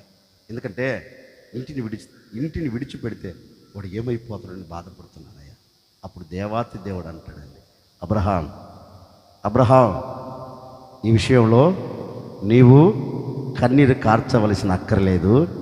నీవు ఏ కుమారుని గూర్చైతే బాధపడుతున్నావో, ఏ కుమారుని గురించి నువ్వు దుఃఖిస్తున్నావో, ఏ కుమారుని గురించి నువ్వు కన్నీరు కారుస్తున్నావో, ఆ కుమారుని నేను గొప్ప జనముగా చేయబోతూ ఉన్నాను. దేవాతి దేవుడు అబ్రహాంతో మాట్లాడుతున్న, ఓ అబ్రహాం, ఏ కుమారుని గురించి నువ్వు కన్నీరు కారుస్తున్నావో, ఏ కుమారుని గురించి నువ్వు విలపిస్తున్నావో, ఏ కుమారుని గురించి నీ గుండె బరువెక్కి ఎవరితో చెప్పుకోలేక అంధకారంలోనికి దిగజార్చబడినట్లుగా నీ జీవితపు మనుగడ వెళ్ళిందో దానిని చూచా కనుక నేను చెప్తున్నాను విను. ఏ ఇస్మాయిల్ గురించి నువ్వు కన్నీరు కారుస్తున్నావో ఆ ఇస్మాయిల్ నేనేం చేయబోతున్నాను? గొప్ప జనముగా నేను మార్చబోతూ ఉన్నాను అని అబ్రహామును పిలిచి అబ్రహాముకు ధైర్యాన్ని కలగచేస్తే ఇంకా అక్కడి నుంచి లేచాడు. మీరు ఇంటికి వెళ్ళి అధ్యాయం చదువుకుని బలం ఉంటుంది అన్నమాట. అక్కడి నుంచి లేచి ఇప్పుడు సంతోషకరంగా ఎక్కడికి వెళ్తున్నాడు చెప్పరేంటండి? ఇంటికి వెళ్ళిపోతున్నాడు. ఏంటి అబ్రహాం, ఇప్పటి వరకు మూతి ముడుచుకున్నావు కదా, కన్నీరు కార్చావు కదా, వేధించబడ్డావు, రోధించబడ్డావు, బాధించబడ్డావు కదా, ఇప్పుడు ఎందుకు ఆనందం? అబ్రహాం ఒకటి అంటాడు, నేను ఎవడి నిమిత్తమైతే ఏడ్చానో, నేను ఎవడి నిమిత్తమైతే కన్నీరు కార్చానో ఆడి నిమిత్తం నేను ఏడుస్తున్న ఏడుపును నా దేవుడు చూచి చెప్పాడు, నువ్వు ఏడుస్తున్న వాడిని నేను గొప్ప జనముగా నేను అంటానండి. దేవుడిని అడగకపోయినా దేవుడు ఇతని దగ్గరకు వచ్చి ఇతనికి ఎందుకు చెప్పాడు అంటే, అబ్రహాం ఎవరు చెప్పరేంటి? దేవునికి స్నేహితుడు. దేవునికి ఎవరు? అబ్రహాం అడిగి ఉండొచ్చు, అయ్యా నేను నిన్ను అడగలేదు కదా, నా సంగతి నీకు తెలియచెప్పలేదు కదా, మరి నీ ఎలాయా అంటే దేవుడు అని ఉంటాడు. దేవుడు కూడా అని ఉంటాడు, రేపిచ్చాడా నువ్వెవడివి? నా స్నేహితుడురా. నేనెవరిని? నీ స్నేహితుడును. మరి నువ్వు నాకు చెప్పకపోయినా ఒక స్నేహితుని బాధ ఒక స్నేహితుడు అర్థం చేసుకోడా? ఎలాంటి స్నేహితుడు? నీ కొరకు ప్రాణము పెట్టగలిగిన వాడు, ప్రాణము పెట్టిన దేవుడు నిన్ను అర్థం చేసుకోగలిగిన వాడు, అర్థము చేసుకున్న నిన్ను అంధకారం నుంచి పైకి లేవనెత్తగలిగిన వాడు. అబ్రహాం అది అంటాడు, ఒరే బాబు, నేను నీ స్నేహితుడిని, నువ్వు నా స్నేహితుడివి. నా మనసులో ఉన్నది నీకు తెలుసు, నీ మనసులో ఉన్నది నాకు తెలుసు. మరి నేను నిన్ను కాక ఎవరిని అర్థం చేసుకుంటానేంటి అని స్నేహితుని దగ్గరికి వచ్చి, ఇప్పుడు స్నేహితుని బాధనంతటిని దేవుడు ఏం చేస్తున్నాడు? ఒక సేవకుడు నేను చెప్పనా, నా ముగింపు మాటలుగా, ఒకవేళ అబ్రహాము పిల్లలను బట్టి ఏడుస్తూ వచ్చాడేమో, ఇదిగో ఆ స్థితిలో మీరున్నారేమో తల్లిదండ్రులుగా. వీడు ఎంత చెప్పినా వినడు అన్న స్థితిలో ఉన్నావా? ఈ అమ్మాయి ఎంత అన్నా చెప్పు, నేను పట్టుకున్న కుందేలుకి 3 కాళ్ళు అన్నట్లుగా నీ పిల్లలు ఉన్నారా? ఒకవేళ నీ పిల్లలను బట్టి ఈనాటి వరకు దుఃఖిస్తూ వచ్చావా? ఏడవని రోజంటూ లేదు కదా. ఏదో ఒక విషయంలో నీ పిల్లల నిమిత్తం కన్నీరు కారుస్తూనే వస్తున్నావు. ఇది ఎప్పుడు మారుతాడా? ఈ అమ్మాయి ఎప్పుడు మారుతుందా? ఎప్పుడు దేవుని సన్నిధిలో నిలబడుతారా? దేవుడితో అడుగులు వేస్తారా? లోకాన్ని విడిచిపెడతారా? లోక స్నేహంలోంచి తప్పుకొని దేవునితో స్నేహం చేస్తారా అనే స్థితి నీ గుండెను కుదిపేస్తూ ఉండవచ్చండి. ఇక మారరేమో. సేవకుడు చెప్పనా, తల్లిదండ్రులకు ఉన్న బాధ్యత ఏంటి తెలుసా? వీడు మారడు అనకూడదు. నీ పిల్లలు నువ్వేం చేయాలి? చెప్పలేంటండి, ఏం చేయాలి? ఈ సన్నాసుడికి మారడు, ఈ పనికి వాళ్ళకి మారదు, నీ నోట రాకూడదు అన్నమాట. ఇదిగో నా దేవుడు నా పిల్లల్ని తప్పక ఆశీర్వదిస్తారు అని నువ్వేం చేయాలి? చెప్పలేంటి నేను అంటాను.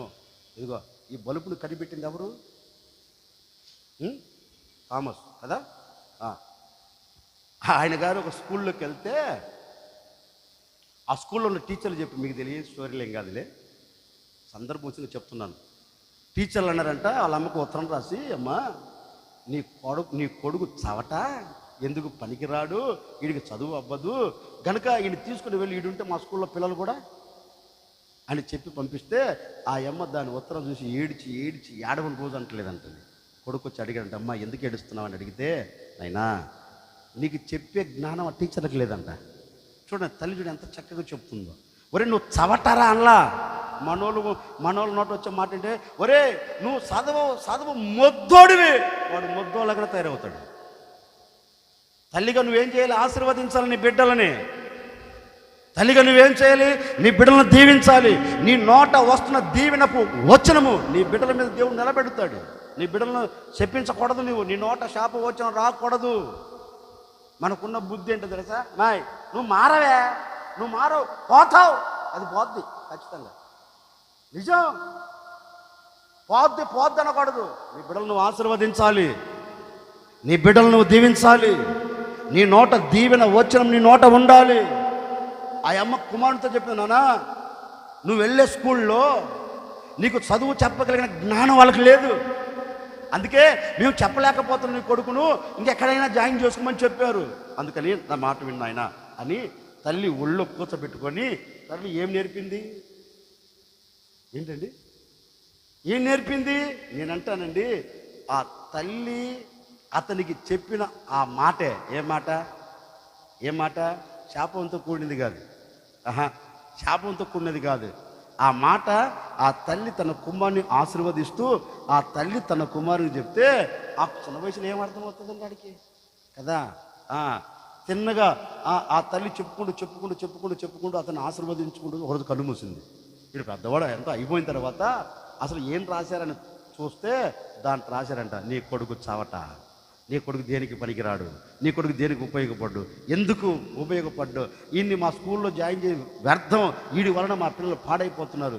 నేను అంటానండి, దానిని చూచి కుమారుడు ఏడవకుండా ఉంటాడా? అయ్యా ఇంత రాసిన నా తల్లి ఆ బాధను అనుభవించింది, కానీ ఆ బాధ నా మీద ఎప్పుడన్నా రుద్దిందా?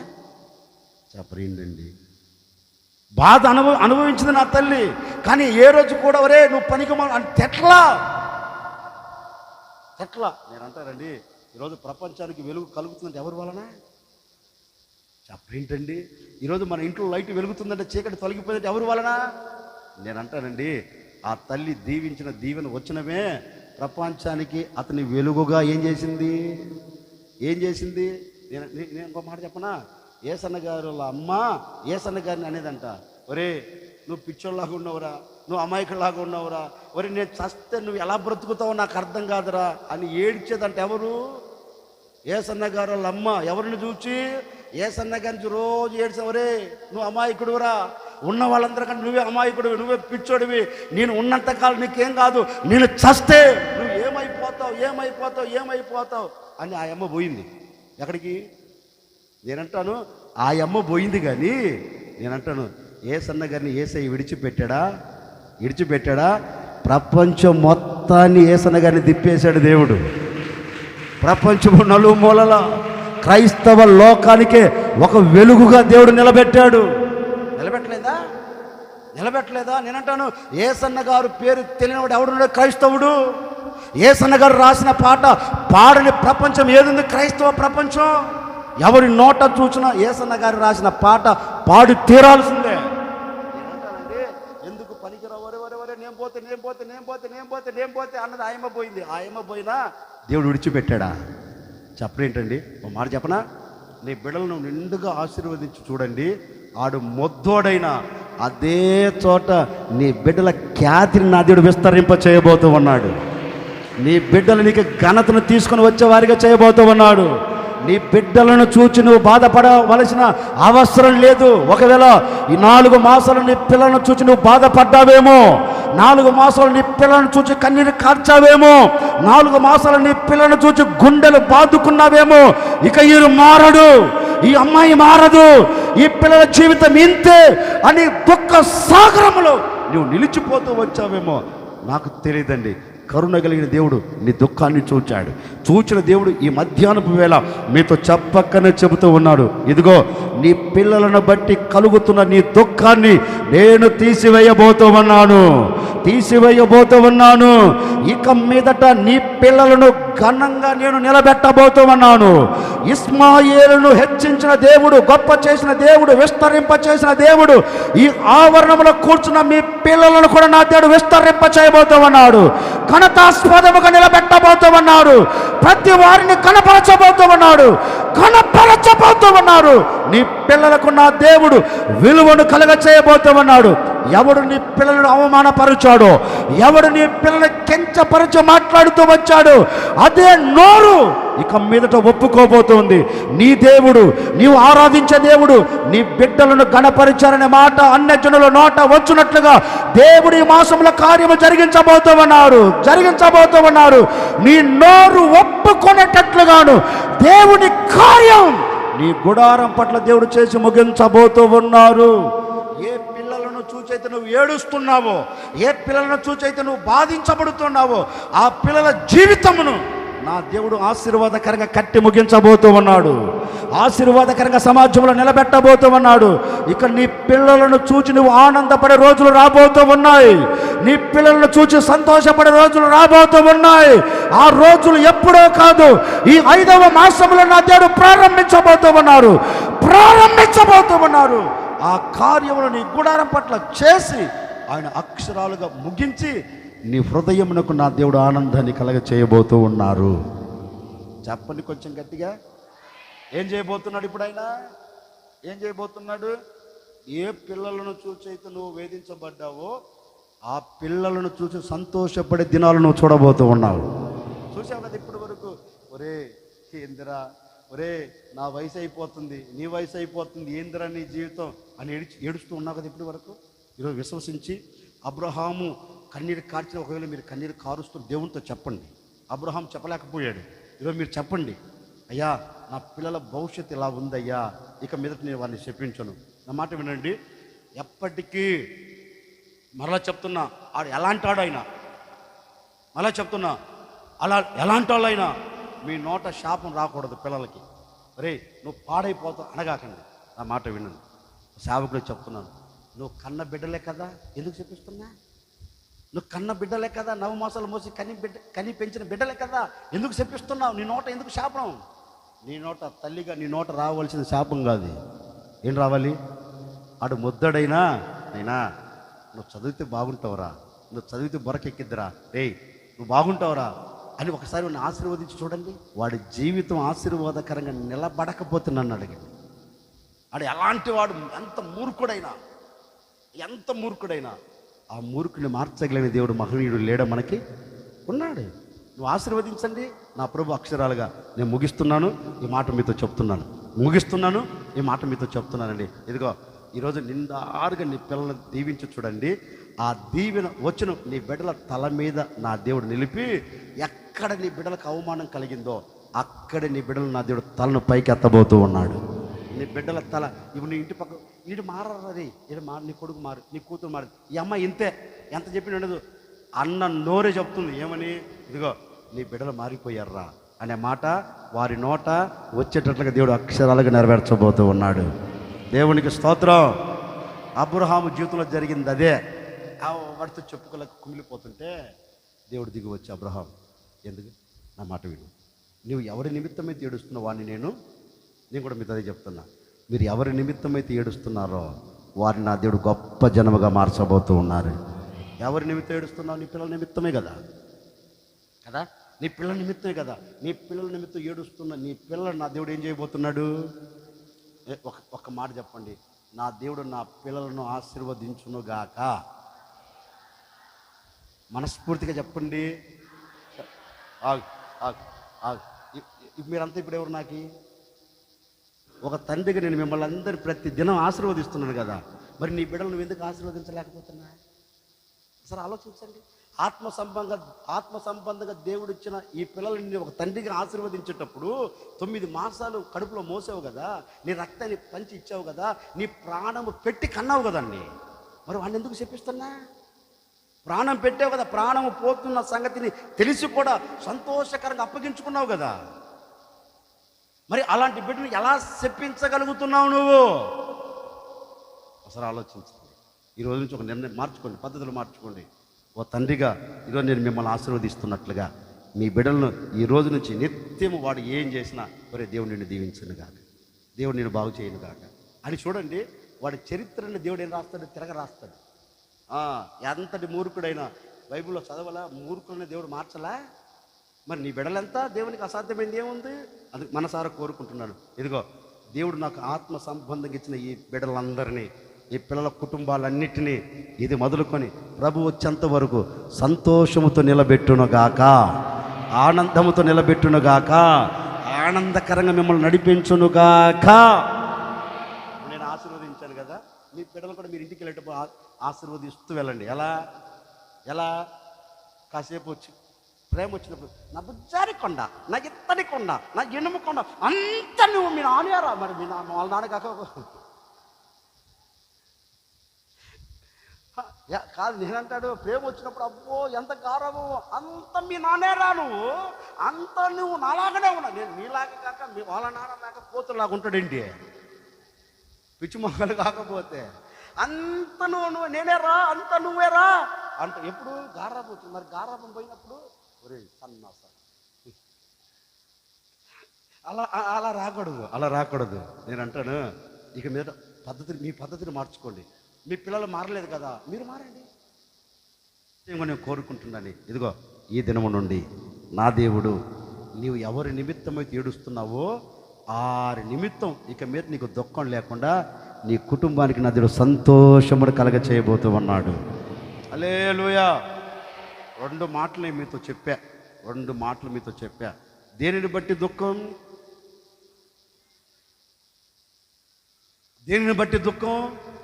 శ్రమను బట్టి దుఃఖం. ఇప్పుడు ఆ దుఃఖాన్ని దేవుడు సంతోషముగా మారుస్తాడు. ఇప్పుడు దేనిని బట్టి దుఃఖం? నీ బిడ్డలను బట్టి నీకు దుఃఖం. ఇప్పుడు ఆ బిడ్డలను బట్టి కలుగుతున్న దుఃఖం అంతటిని దేవుడు ఏం చేయబోతూ ఉన్నాడు? సంతోషకరంగా మార్చబోతూ ఉన్నారు. అందుకే ప్రభు అంటాడు, ఇదిగో నా శిష్యులారా, మీరు దుఃఖించి ప్రలాపించి ఏడుచెదరు కానీ మీ దుఃఖమంతటి నేను సంతోషకరంగా మార్చబోతూ ఉన్నాను. వారిని కాదు ఈ ప్రభు బల్ల ఆరాధనలో పాలు పొందిన మిమ్మల్ని అందరితో నా దేవుడు వాగ్దానం చేస్తున్నాడు. ఈ ఆవరణంలో అడుగుపెట్టిన ప్రతి ఒక్కరితో నా దేవుడు మాట ఇస్తున్నారు. ఈ మాసంలో మీ దుఃఖమంతటి నా దేవుడు సంతోషకరంగా మార్చునుగాక. లేచి నిలబడి ఒక చిన్న ప్రార్థన చేసుకుని ప్రభు వాళ్ళకి వెళ్దాం. ఇప్పుడు దాకా కూర్చున్నది కదా, లేచి నిలబడి త్వరగా. మన ప్రభువైన యేసుక్రీస్తు కృప, తండ్రి అయిన దేవుని ప్రేమ, పరిశుద్ధాత్మ సహవాసం, సన్నిధి సముఖం కూడి వచ్చిన వారికి, ఈ ఆరాధనలో పాలు పొంది నిర్ణయం తీసుకున్న ప్రతి ఒక్కరికి నా దేవుడు ఇది మొదలుకొని దుఃఖాన్ని తీసివేసి సంతోషమును అనుగ్రహించును గాక. ఆమేన్, ఆమేన్.